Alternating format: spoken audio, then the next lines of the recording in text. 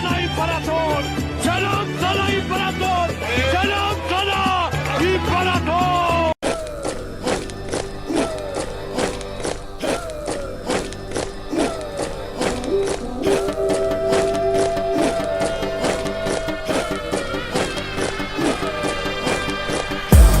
Mənəm Türk, önümə gələn hürk.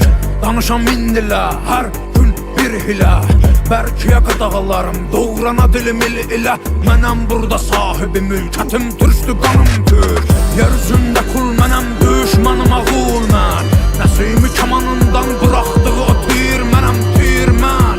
Qırmızı gözlərim çalxalayıb salaram, bura toz toz duman mən. Vermərəm aman mən bir bax heybətə, tanınaram qeyrətə, bağlıyam risalətə, Babək kimi doğranamaya qisarətə.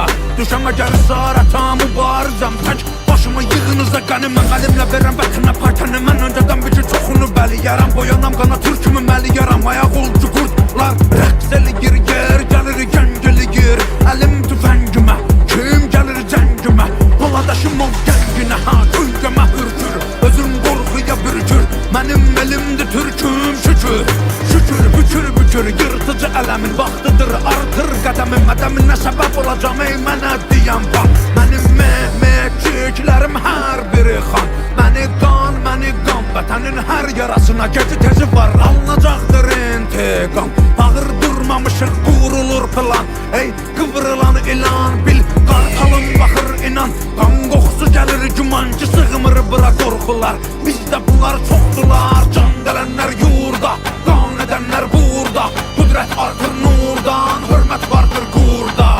Quzeydə çaxan günəş, güneydə parlar, türküdür elim mənim, mala boğazımı darlar. Yellənə durmadan ölüm minən tağlar, türkəm diyər diyər qışqırar bu tarlar.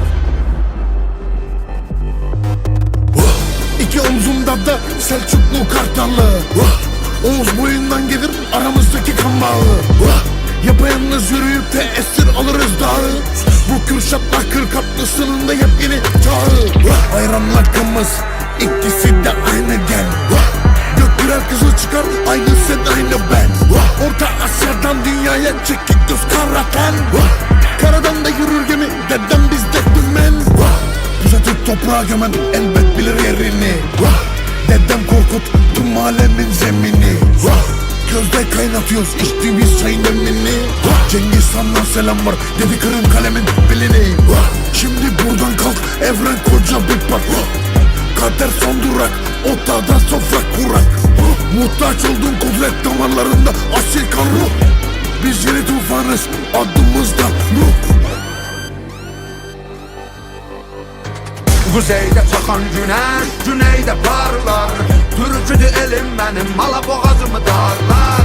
Yellənə durmadan ölüm minən tağlar, türkəm diyər diyər qışqırar bu tarlar. Quzeydə çaxan günəş, güneydə parlar, türküdür elim mənim, mala boğazımı darlar.